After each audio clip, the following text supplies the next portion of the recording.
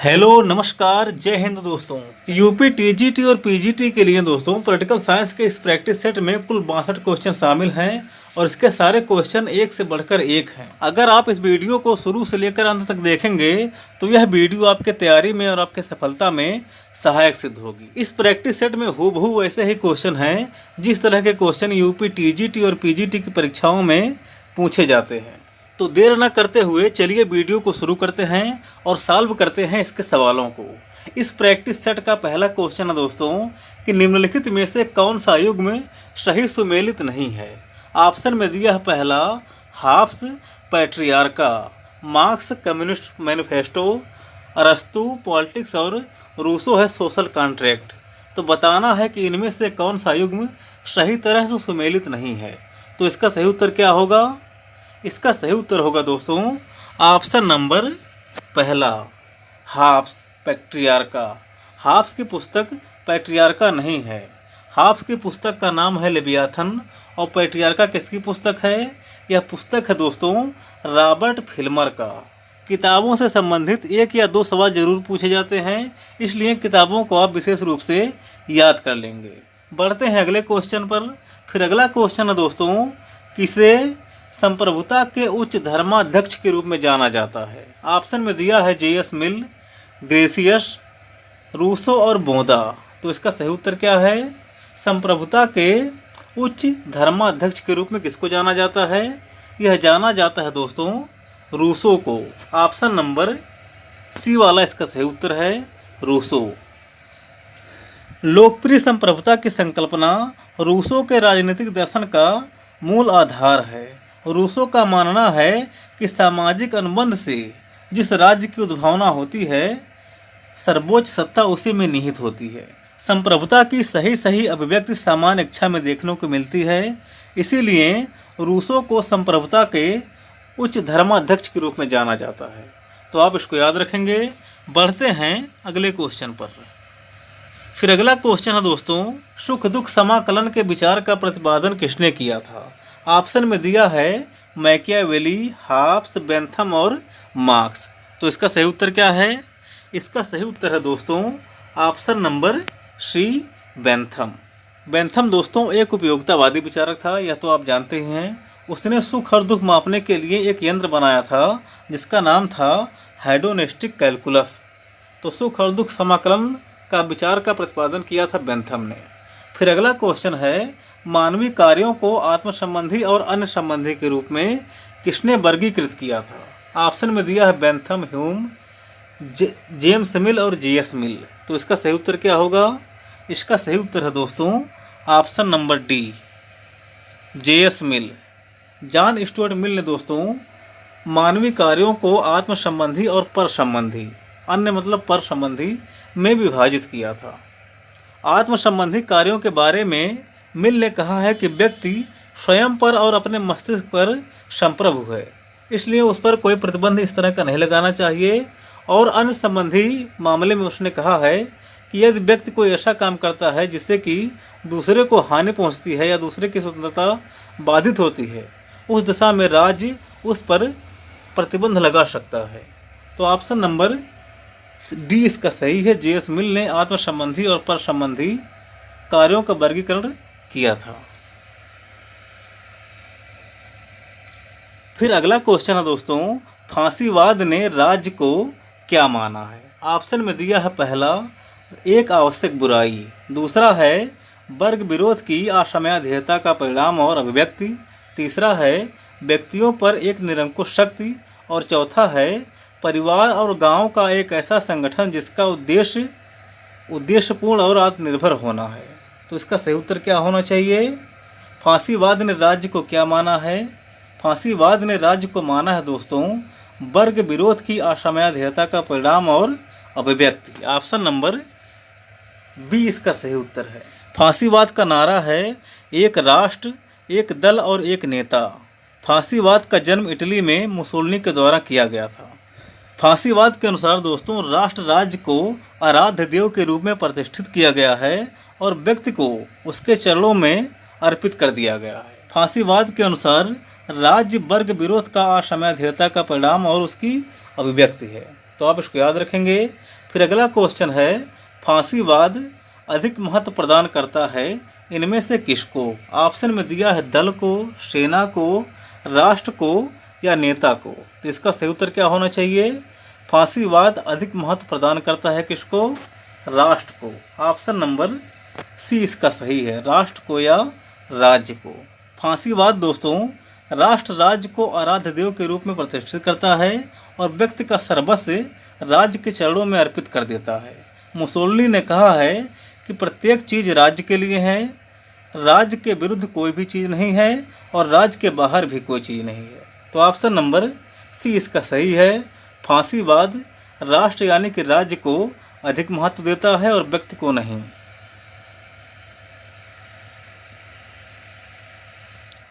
फिर अगला क्वेश्चन है दोस्तों, निम्नलिखित में से किसने फांसीवाद के सिद्धांत का वर्णन इस रूप में किया है कि वह समाजवाद का राष्ट्रवादी रूप है? ऑप्शन में दिया है George sorrel, Rudolph जेलन, Martin Hedger और एल्फ्रेडो रोक्को। तो इसका सही उत्तर क्या है? ऑप्शन नंबर डी इसका सही उत्तर है दोस्तों, एल्फ्रेडो रोक्को। एल्फ्रेडो रोक्को ने दोस्तों फांसीवाद के सिद्धांत का वर्णन समाजवाद के राष्ट्रवादी के रूप में किया है। तो आप इसको याद रखेंगे।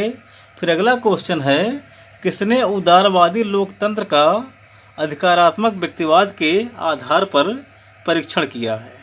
ऑप्शन में दिया है जे रूसो, एंथनी डॉन्स, सी मैकफेरसन और रॉबर्ट डहल। तो इसका सही उत्तर क्या है? किसने उदारवादी लोकतंत्र को अधिकारात्मक व्यक्तिवाद के रूप में परीक्षण किया है? क्या होगा सही उत्तर? इसका सही उत्तर है दोस्तों सी मैकफेरसन। ऑप्शन नंबर सी इसका सही उत्तर है, सी मैकफेरसन। सी मैकफेरसन ने दोस्तों उदारवादी लोकतंत्र का अधिकारात्मक व्यक्तिवाद के आधार पर परीक्षण किया है। स्वतंत्रता उदारवाद का आधार है जबकि लोकतंत्र का मूल आधार स्वतंत्रता है, उन्होंने ऐसा माना है। तो आप इसको याद रखेंगे। फिर अगला क्वेश्चन है, आदर्शवाद आधारित है इनमें से किस पर? ऑप्शन में दिया है विवेक की प्रधानता पर, नैतिकता की प्रधानता पर, विधि की प्रधानता पर या शांति की प्रधानता पर। तो इसका सही उत्तर क्या होगा? आदर्शवाद किस पर आधारित है दोस्तों? नैतिकता की प्रधानता पर। ऑप्शन नंबर बी इसका सही उत्तर है, नैतिकता की प्रधानता।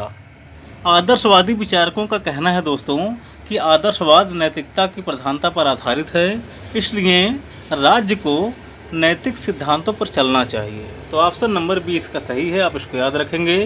फिर अगला क्वेश्चन है, उदारवाद स्वतंत्रता के लिए आसक्ति है, यह किसने कहा था? उदारवाद स्वतंत्रता की आसक्ति है, ऐसा किसने कहा है? बताइए। यह कहा है दोस्तों हेरोल्ड जोसेफ लॉस्की ने। ऑप्शन नंबर सी इसका सही है, हेरोल्ड लॉस्की। फिर अगला क्वेश्चन है, निम्नलिखित में से किसका उदारवाद से मेल नहीं है?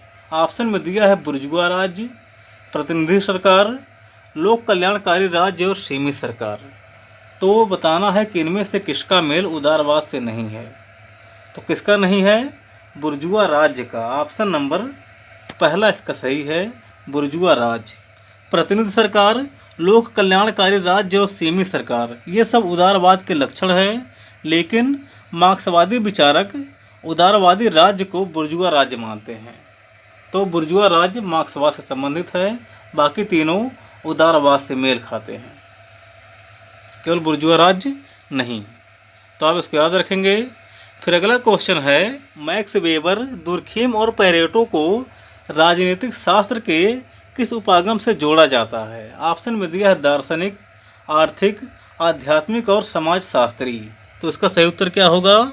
इसका सही उत्तर है दोस्तों समाजशास्त्री। ऑप्शन नंबर डी इसका सही उत्तर है। मैक्स वेबर, दुर्खीम और पेरेटो ये लोग समाजशास्त्री यानी कि पॉलिटिकल सोशियोलॉजी से संबंधित विचारक हैं, राजनीति में भी हैं और समाजशास्त्र में भी हैं, समाजवादी विचारक हैं। तो आप इसको याद रखेंगे। फिर अगला क्वेश्चन है, निम्नलिखित में से फांसीवाद की विशेषता इनमें से कौन एक नहीं है? ऑप्शन में दिया है फांसीवाद एक सर्वशक्ति संपन्न राज्य का समर्थन करता है। तो फांसीवाद समर्थन करता है यह इसकी विशेषता है। फिर अगला है, इसमें जाति सर्वोच्चता पर बल दिया जाता है। तो फांसी बाद में दिया जाता है, जैसा कि हिटलर ने किया था। जर्मन को श्रेष्ठ माना है हिटलर ने, तो यह उसकी विशेषता है। फिर अगला है, यह महामानव पूजा और विशेष वर्ग में विश्वास करता है। तो यह भी फांसीवाद का एक लक्षण है।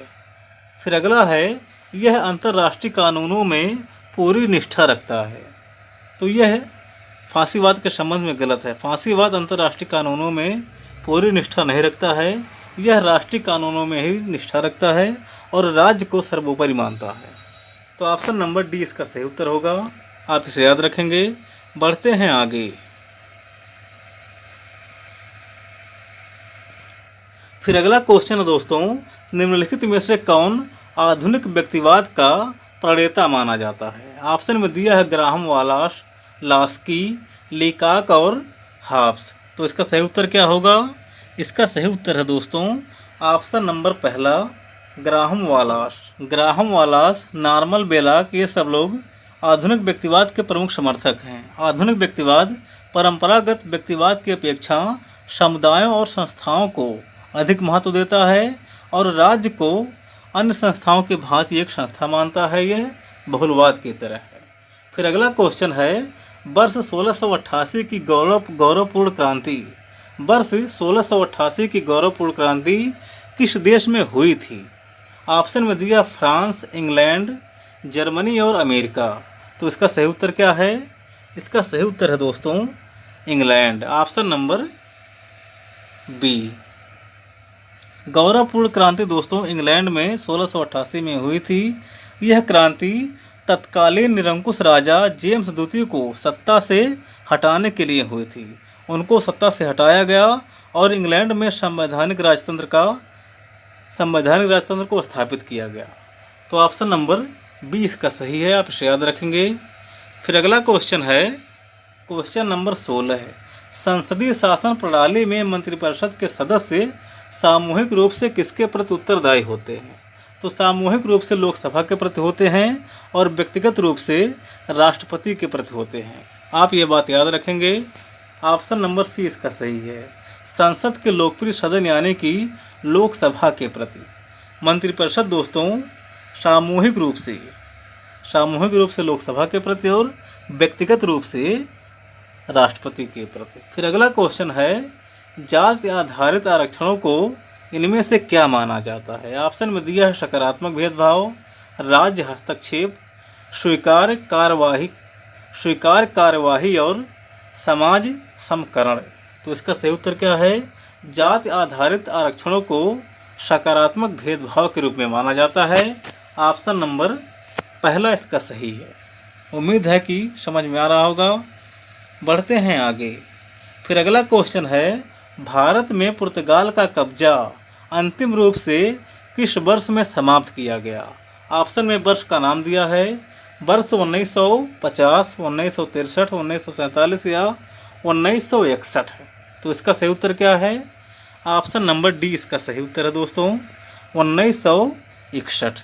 1961 में पुर्तगाल का कब्जा भारत में से एकदम से ख़त्म हो गया। किसके प्रयासों से हुआ था? तो डॉक्टर राम मनोहर लोहिया की अगुवाई से यह काम किया गया था। सन 1961 के बाद से भारत पूर्ण रूप से विदेशी शासन से मुक्त हो गया था। तो आप इसे याद रखेंगे। फिर अगला क्वेश्चन है, सूची 1 का मिलान सूची 2 से कराना है और कूट के हिसाब से सही उत्तर का चयन करना है। सूची 1 में दिया है अनुसूचियाँ और सूची 2 में दिया है संशोधन। इसमें पहला है दोस्तों 9वीं अनुसूची। तो 9वीं अनुसूची दोस्तों पहले संविधान संशोधन के द्वारा जोड़ा गया था। फिर अगला है 10वीं अनुसूची। तो आप जानते ही हैं बहुत ही महत्वपूर्ण है, बार बार परीक्षाओं में आता है। 10वीं अनुसूची 52वें संविधान संशोधन के द्वारा किया गया था। फिर अगला है 11वीं अनुसूची। 11वीं अनुसूची किससे संबंधित है? 73वें संविधान संशोधन से संबंधित है ये। और 12वीं अनुसूची 74वें संविधान संशोधन से। तो इसका सुमेलन आप इस प्रकार से कर सकते हैं। ऑप्शन नंबर पहला इसका सही है। ए का तीसरा, बी का चौथा, सी का पहला और डी का दूसरा।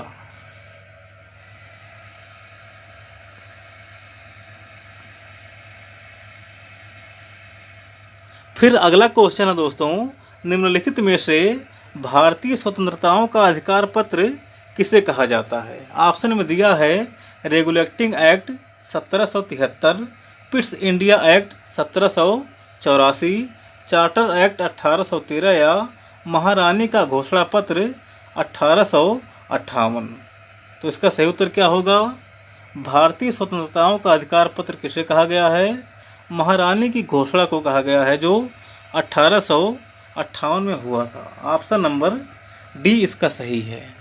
वर्ष 1858 में दोस्तों महारानी विक्टोरिया के द्वारा जारी किए गए घोषणा पत्र में भारतीयों को आर्थिक समानता, राजनीतिक स्वतंत्रता और सांस्कृतिक स्वतंत्रता देने की बात कही गई थी। इसको जो है भारतीय स्वतंत्रताओं का अधिकार पत्र इसलिए कहा गया है।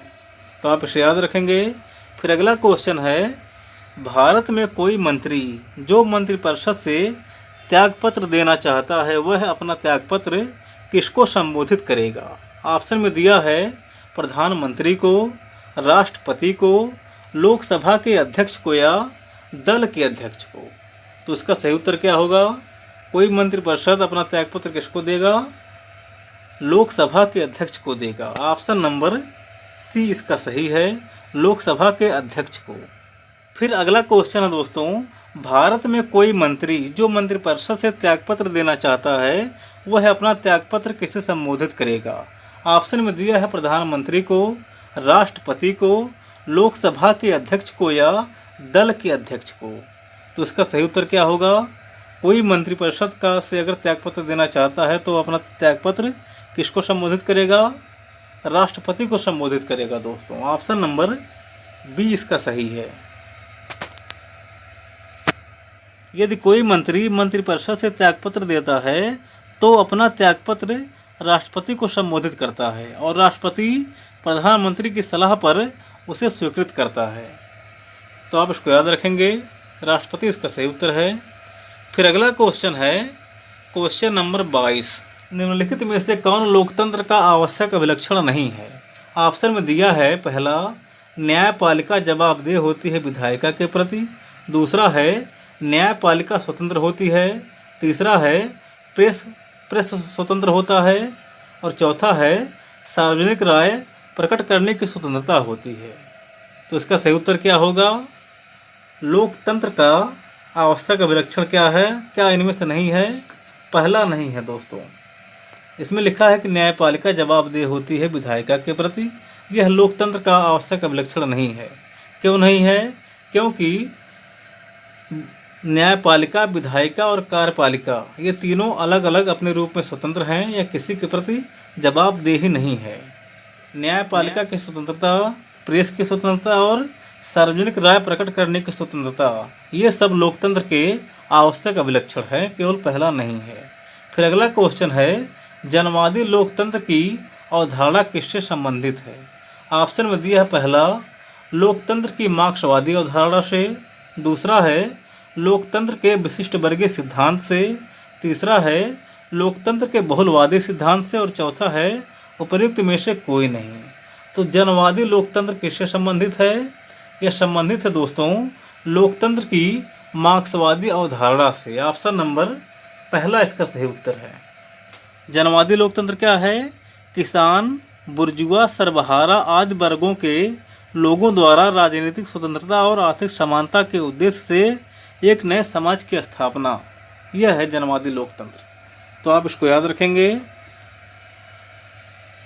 फिर अगला क्वेश्चन है, सूची 1 का मिलान सूची 2 से कराना है और कूट के हिसाब से सही उत्तर का चयन करना है। सूची 1 में दी गई है पुस्तक और सूची 2 में दिए गए हैं लेखक। इसमें पहला है दोस्तों राजनैतिक विकास के चरण। यह पुस्तक है। इसके लेखक कौन हैं? इसके लेखक हैं दोस्तों केनेथ अर्गेंस्की। तो पहले का हो जाएगा दूसरा। फिर अगला है राजनैतिक विकास के संकट। यह पुस्तक है। इसके लेखक हैं लूसियन पाई। फिर अगला है राजनैतिक संस्कृति का वर्गीकरण। यह पुस्तक है। इसके लेखक कौन हैं? इसके लेखक हैं दोस्तों आलमंड और बरबा। फिर अगला है राजनीतिक दलों का वर्गीकरण। इसके लेखक हैं ला पालोम्बरा तथा माइनर बीनर।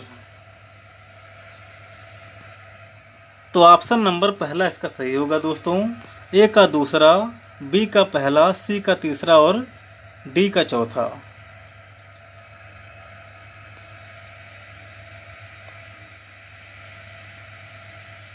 फिर अगला क्वेश्चन है दोस्तों, निम्नलिखित में से कौन सा समूह राजनीति विज्ञान के क्षेत्र को परिभाषित करता है?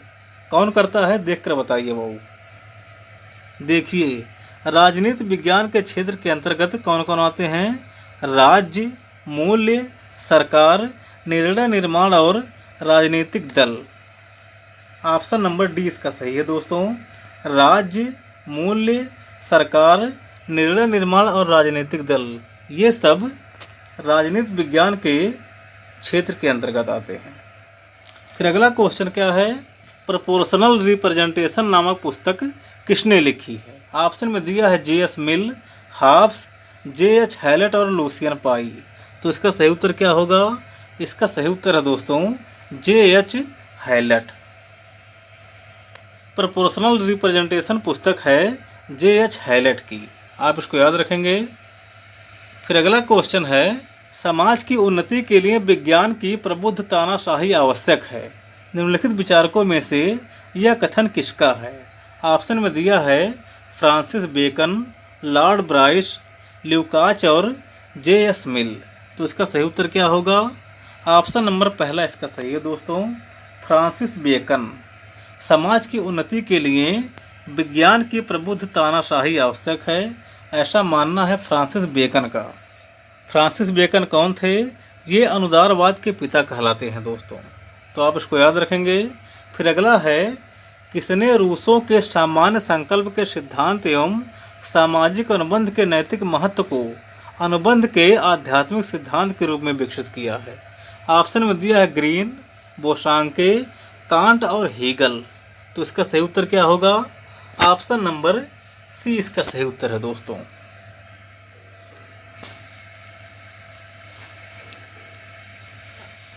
फिर अगला क्वेश्चन है दोस्तों कि भारत का संविधान भारतीय संघ की कार्यपालिका शक्ति निम्नलिखित में से किसको प्रदान करता है?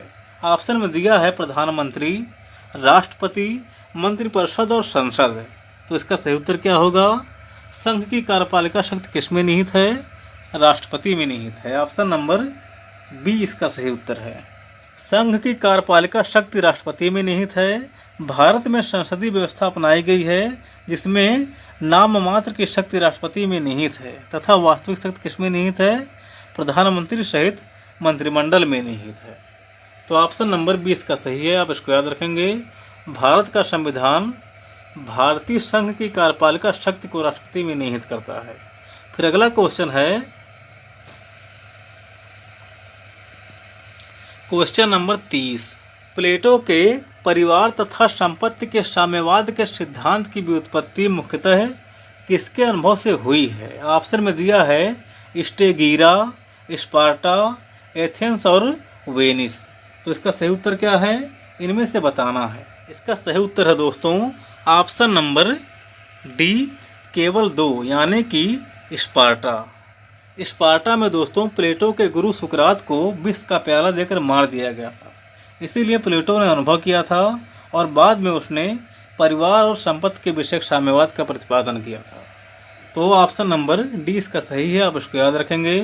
फिर अगला क्वेश्चन है, निम्नलिखित में से किसने लोकतंत्र को शासन के आदर्श रूप में स्वीकार नहीं किया है? ऑप्शन में दिया है हॉब्स, डेहल, हीगल और लिंकन। तो इसका सही उत्तर क्या होगा? ऑप्शन नंबर पहला इसका सही है दोस्तों, हॉब्स। हॉब्स ने लोकतंत्र को आदर्श रूप क्यों नहीं माना है? क्योंकि उसने राजतंत्र को आदर्श रूप माना है, ठीक, ना कि लोकतंत्र का। तो आप इसको याद रखेंगे। फिर अगला क्वेश्चन है दोस्तों, जस्टिस शब्द जस से निकला है। जस निम्नलिखित में से किस भाषा से संबंधित है? ऑप्शन में दिया है अंग्रेजी, फ्रांसीसी, लैटिन और हिंदी। तो इसका सही उत्तर क्या होगा? ऑप्शन नंबर सी इसका सही है दोस्तों, लैटिन। जस्टिस और न्याय शब्द की उत्पत्ति जो है यह लैटिन भाषा के शब्द जस्टिसिया से हुई है। न्याय यानी कि जस्टिस शब्द की उत्पत्ति दोस्तों लैटिन भाषा के शब्द जस्टिसिया से हुई है, तो आप इसको याद रखेंगे। फिर अगला क्वेश्चन है, निम्नलिखित में से किसके अनुसार शक्तिशाली का हित ही न्याय है? ऑप्शन में दिया है अरस्तु, सेफालस, थ्रेसीमेकस और मार्क्स। तो इसका सही उत्तर क्या है? शक्तिशाली का हित ही न्याय है। ऑप्शन नंबर सी इसका सही उत्तर है दोस्तों, थ्रेसीमेकस। जब प्लेटो न्याय की तलाश में निकलते हैं तो अलग अलग विद्वानों से न्याय का अर्थ पूछते हैं। तो उन्होंने सेफालस से भी पूछा था कि बताइए कि न्याय क्या है। तो सेफालस ने कहा था कि शक्तिशाली का हित ही न्याय है, तो आप इसको याद रखेंगे। फिर अगला क्वेश्चन है, कानून संप्रभु की आज्ञा है, यह कथन किसका है? ऑप्शन में दिया है J.S. मिल, रूसो, जॉन ऑस्टिन और ग्रीन। तो क्या सही उत्तर होगा? इसका सही उत्तर है जॉन ऑस्टिन। जॉन ऑस्टिन के अनुसार कानून संप्रभु की आज्ञा है। कानून संप्रभु की आज्ञा है, महत्वपूर्ण कथन है ऑस्टिन का, आप इसको याद रखेंगे। फिर अगला है, स्पीकर निर्णायक मत का प्रयोग कब कर सकता है? तो समान मत आने पर करता है। ऑप्शन नंबर डी इसका सही उत्तर है। अनुच्छेद 101 के अंतर्गत दोस्तों लोकसभा का अध्यक्ष यानी कि स्पीकर अपने निर्णायक मत का प्रयोग करता है। कब करता है? जब किसी विषय के संदर्भ में हुए मतदान में सत्ता पक्ष और विपक्ष दोनों के वोट समान होते हैं और टाई की स्थिति आ जाती है, तब उस दशा में स्पीकर यानी कि लोकसभा का अध्यक्ष अपने मत का प्रयोग करता है, तो आप इसको याद रखेंगे। फिर अगला क्वेश्चन है, अमेरिका में 2 बिल ऑफ राइट्स पहले 10 संशोधन में अन्य बातों के साथ साथ निम्नलिखित में से कौन शामिल है? ऑप्शन में दिया है पहला सभा करने का अधिकार, शस्त्र वहन करने का अधिकार, शीघ्रवाद सुनवाई का अधिकार, अनुपयुक्त तफ्तीश के विरुद्ध सुरक्षा का अधिकार। तो यही इसका सही उत्तर है दोस्तों, पहला। आप इसको याद रखेंगे। बढ़ते हैं आगे। फिर अगला क्वेश्चन है दोस्तों, त्रिशंकु संसद का क्या तात्पर्य है? ऑप्शन में दिया है संसद में 2 दलों का बहुमत, दूसरा है संसद में 1 दल का बहुमत, तीसरा है संसद में 3 दल का बहुमत और चौथा है संसद में किसी दल का बहुमत नहीं। तो इसका सही उत्तर क्या होगा? ऑप्शन नंबर डी इसका सही उत्तर है दोस्तों, संसद में किसी दल का बहुमत नहीं। जब संसद में किसी दल को बहुमत प्राप्त नहीं होता है तो गठबंधन करके 3 पार्टी 4 पार्टी गठबंधन करके सरकार बनाती हैं, तो उसको कहते हैं त्रिशंकु संसद। आप इसको याद रखेंगे। फिर अगला क्वेश्चन है दोस्तों, सर्वोच्च न्यायालय के अधिकार क्षेत्र को बढ़ाया जा सकता है, कैसे बढ़ाया जा सकता है इनमें से बताना है। ऑप्शन में दिया है पहला संसद द्वारा बनाए गए कानून द्वारा, दूसरा है प्रधानमंत्री द्वारा, तीसरा है भारत के राष्ट्रपति द्वारा और चौथा है सर्वोच्च न्यायालय के मुख्य न्यायाधीश के द्वारा। तो इसका सही उत्तर क्या होगा? ऑप्शन नंबर पहला इसका सही उत्तर है दोस्तों, संसद द्वारा बनाए गए कानून द्वारा। संसद द्वारा बनाए गए कानून के द्वारा सर्वोच्च न्यायालय के अधिकार क्षेत्र को बढ़ाया जा सकता है। संविधान के अनुच्छेद 138 के तहत दोस्तों सर्वोच्च न्यायालय की अधिकारिता में वृद्धि की जाती है और यह शक्ति संसद को प्राप्त है। इसके अनुसार संसद संघ सूची में वर्णित किसी भी विषय के संबंध में उच्चतम न्यायालय को अधिकारिता प्रदान कर सकती है, तो आप इसे याद रखेंगे। फिर अगला क्वेश्चन है दोस्तों, क्वेश्चन नंबर 39, भारतीय संविधान में वर्णित विशिष्ट प्रावधानों के तहत अनुच्छेद 371 के अंतर्गत निम्नलिखित में से किस राज्य का वर्णन नहीं है? ऑप्शन में दिया है महाराष्ट्र, गुजरात, तमिलनाडु और आंध्र प्रदेश। तो इसका सही उत्तर क्या होगा? ऑप्शन नंबर डी इसका सही उत्तर है दोस्तों, तमिलनाडु। अनुच्छेद 370 के द्वारा दोस्तों कश्मीर के लिए विशेष प्रावधान किया गया था, जिसे कि अब समाप्त कर दिया गया है, लेकिन अनुच्छेद 371 के द्वारा भी कुछ राज्यों के लिए विशेष प्रावधान किया गया है। वे कौन कौन से राज्य हैं?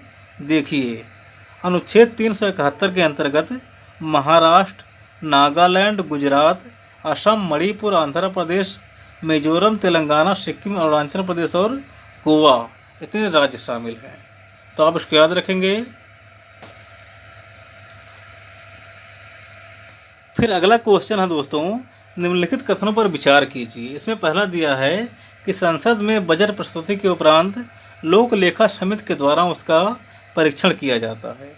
और दूसरा है, महानियंत्रक एवं लेखा परीक्षक के प्रतिवेदन की संसद में प्रस्तुति के उपरांत लोक लेखा समिति के द्वारा उसका गहन परीक्षण किया जाता है। तो बताना है कि इनमें से कौन सा कथन सही है। क्या सही होगा? इसमें दोस्तों पहला गलत है और दूसरा सही है। तो ऑप्शन नंबर 20 का सही होगा, केवल 2। आप इसको देख लेंगे। बढ़ते हैं आगे। फिर अगला है, जिस वित्तीय वर्ष में भारत में शून्य आधारित बजट की शुरुआत की गई थी वह वित्तीय वर्ष कौन था? तो वह वित्तीय वर्ष था दोस्तों 1987-88। ऑप्शन नंबर 20 का सही उत्तर है। आप इसको याद रखेंगे। भारत में शून्य आधारित बजट की शुरुआत वित्तीय वर्ष 1987 और 88 में की गई थी। फिर अगला है, केंद्रीय प्राक्कलन समिति में कितने सदस्य शामिल होते हैं? ऑप्शन में दिया है 10 सदस्य, 20 सदस्य, 30 सदस्य या 40 सदस्य। तो इसका सही उत्तर क्या होगा? ऑप्शन नंबर सी इसका सही है दोस्तों, 30 सदस्य। प्राक्कलन समिति में 30 सदस्य होते हैं और 30 सदस्य लोकसभा के होते हैं। आप इसे याद रखेंगे। फिर अगला है, भारत के राष्ट्रपति के द्वारा वित्त आयोग कितने साल के लिए नियुक्त किया जाता है? कितने साल के लिए किया जाता है? 5 साल के लिए दोस्तों। ऑप्शन नंबर सी इसका सही है, 5 साल। फिर अगला है, PIL से जुड़े व्यक्ति कौन हैं? PIL का क्या मतलब है? न्यायिक पुनरावलोकन। इससे जुड़े व्यक्ति हैं दोस्तों न्यायमूर्ति भगवती। ऑप्शन नंबर पहला इसका सही है। फिर अगला है, भारत में न्यायिक समीक्षा की शक्ति का उपभोग कौन करता है? ऑप्शन में दिया सुप्रीम कोर्ट, उच्च न्यायालय, सभी न्यायालयों द्वारा या उच्च न्यायालय और सुप्रीम कोर्ट द्वारा। तो इसका सही उत्तर क्या होगा?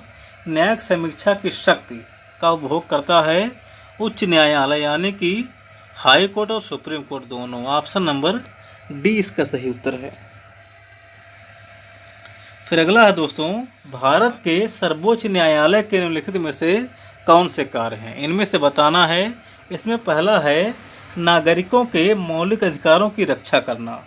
तो नागरिकों के मौलिक अधिकारों की रक्षा करना सर्वोच्च न्यायालय का कार्य है, यह हो जाएगा। फिर अगला है, न्यायिक पुनरावलोकन का कार्य। तो न्यायिक पुनरावलोकन का कार्य भी दोस्तों सर्वोच्च न्यायालय का कार्य है। यह काम सर्वोच्च न्यायालय करता है। फिर अगला है, दंडित व्यक्तियों को क्षमा करना।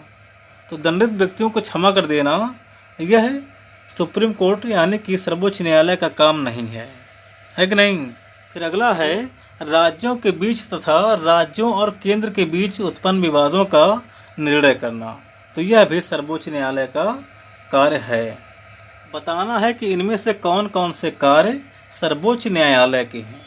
तो पहला हो गया, पहला, दूसरा और चौथा। पहला, दूसरा, चौथा। ऑप्शन नंबर सी इसका सही उत्तर होगा।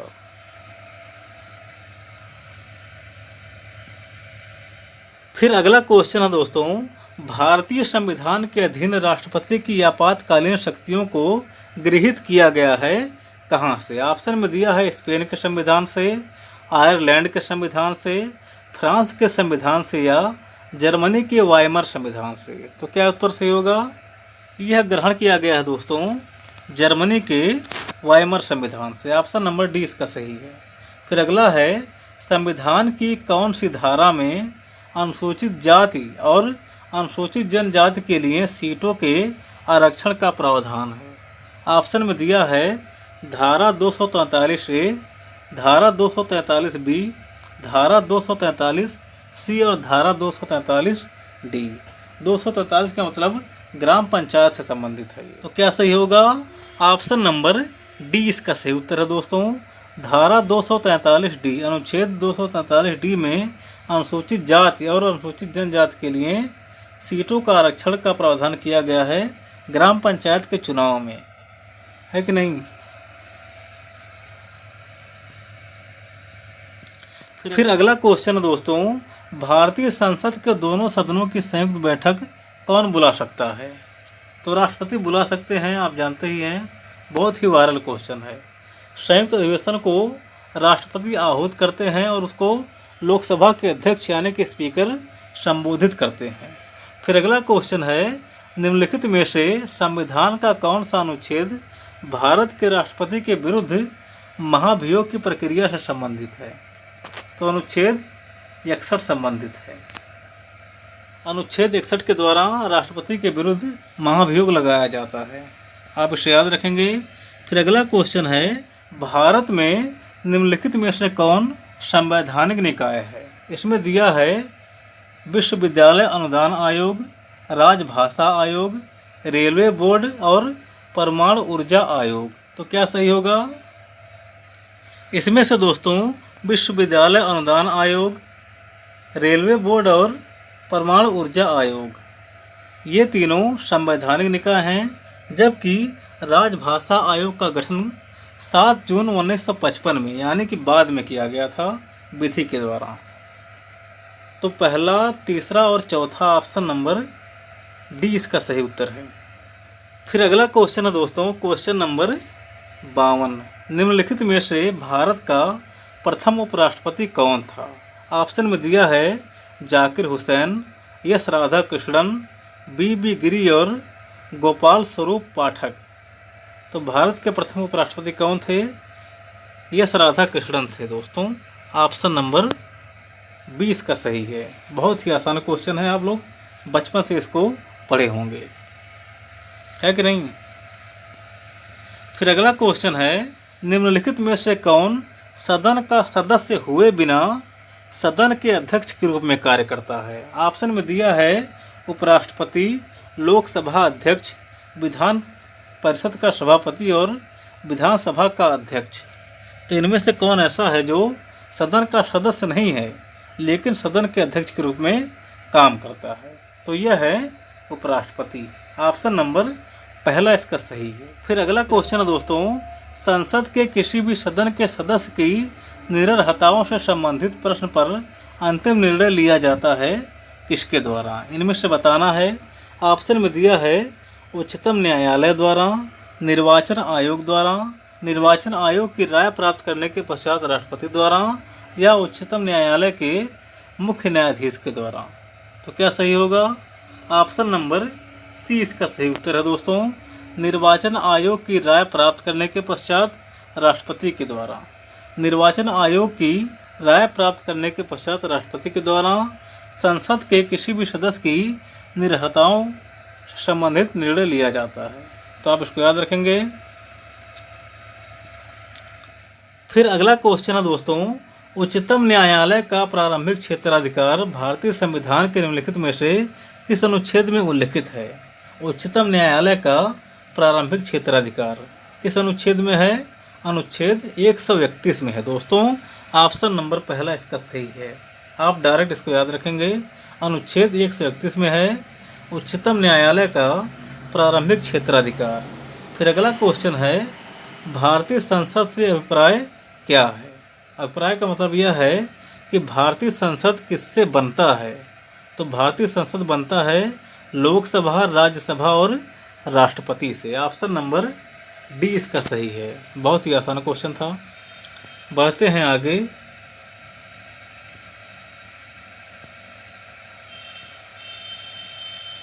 यहाँ पर 6 क्वेश्चन और है। क्वेश्चन नंबर 57 है दोस्तों, भारतीय संविधान का निम्नलिखित में से कौन सा अनुच्छेद राष्ट्रपति को भारत का नियंत्रक एवं महालेखा परीक्षक नियुक्त करने की शक्ति प्रदान करता है। तो यानी कि नियंत्रक एवं महालेखा परीक्षक किस अनुच्छेद के द्वारा नियुक्त किए जाते हैं। नियंत्रक और महालेखा परीक्षक का वर्णन किस अनुच्छेद में है। किस अनुच्छेद में है। 148 में है। ऑप्शन नंबर बी वाला इसका सही है। फिर अगला क्वेश्चन है, न्यायपालिका की उच्चता पाई जाती है किस देश में। ऑप्शन में दिया है यूएसए में, चीन में, इंग्लैंड में और फ्रांस में। तो इसका सही उत्तर क्या होगा। इसका सही उत्तर है दोस्तों ऑप्शन नंबर पहला यूएसए में। संयुक्त राज्य अमेरिका यानी कि अमेरिका में न्यायपालिका की उच्चता पाई जाती है। फिर अगला क्वेश्चन है, संसद के किसी सदस्य का स्थान रिक्त घोषित किया जा सकता है यदि वह सदन के बिना अनुज्ञा के निम्नलिखित अवधि तक अनुपस्थित रहता है। ऑप्शन में दिया है 3 वर्ष, 2 वर्ष, 1 वर्ष या 60 दिन। तो इसका सही उत्तर क्या है? इसका सही उत्तर है दोस्तों 60 दिन। अगर कोई सदस्य लगातार 60 दिन तक संसद में नहीं जाता है तो उसका संसद में स्थान रिक्त कर दिया जाता है। आप इसे याद रखेंगे। फिर अगला क्वेश्चन है दोस्तों, भारत में लोकसभा विधानसभा निर्वाचन में निर्वाचन क्षेत्र का स्वरूप कैसा है? ऑप्शन में दिया है पहला 1 सदस्यीय, 2 सदस्यीय, 3 सदस्यीय या 4 सदस्यीय। इसका मतलब यह है कि भारत में लोकसभा और विधानसभा निर्वाचन जो क्षेत्र है उसका स्वरूप कैसा है, यानी कि एक जगह से कितने लोग चुनकर आ सकते हैं। तो यह है 1 सदस्यीय। ऑप्शन नंबर पहला इसका सही है, 1 सदस्यीय। 1 लोकसभा सीट से 1 सदस्य, 1 विधानसभा सीट से 1 ही सदस्य जीत कर जाएंगे, चुनाव चाहे जितने लोग लड़ें। ठीक, तो आप इसको याद रखेंगे। फिर अगला क्वेश्चन है, लोकसभा के अध्यक्ष के कर्तव्यों के संबंध में निम्नलिखित में से कौन असत्य है? लोकसभा अध्यक्ष के कर्तव्य, इनमें से कौन असत्य है यह बताना है। इसमें पहला है दोस्तों, अध्यक्ष संसदीय दलों की मान्यता संबंधी दिशा निर्देश तय करता है। दूसरा है वह वित्तीय मामलों का निर्धारण करता है। तीसरा है वह विशेषाधिकार हनन से जुड़े मामलों का निर्धारण करता है। और चौथा है दल बदल के आधार पर एक सदस्य की अयोग्यता से संबंधित उसे कोई विशिष्ट अधिकार नहीं है। तो इसका क्या सही होगा? इसका सही होगा दोस्तों ऑप्शन नंबर पहला। सामान्य रूप से भारत में अध्यक्ष की स्थिति लगभग वैसी ही है जैसी कि हाउस ऑफ कॉमन के अध्यक्ष की। वह लोकसभा का प्रमुख है। उसका मुख्य उत्तरदायित्व है सदन का कार्य शांत और व्यवस्थित ढंग से चलाना। सदन के भीतर और सदन से संबंध रखने वाले मामलों में अंतिम प्राधिकार उसी को प्राप्त है। अध्यक्ष राजनीतिक रूप से तटस्थ है, लेकिन अध्यक्ष जो है संसदीय दलों की मान्यता संबंधी दिशा निर्देश नहीं तय करता है, इसलिए ऑप्शन नंबर पहला इसका सही है। फिर अगला क्वेश्चन है दोस्तों, अंतिम क्वेश्चन, संप्रभुता का बहुलवादी सिद्धांत सर्वप्रथम किसके द्वारा प्रतिपादित किया गया था? ऑप्शन में दिया है लास्की, वान गियर्क, बोदा और मैकाइवर। तो इसका सही उत्तर क्या होगा?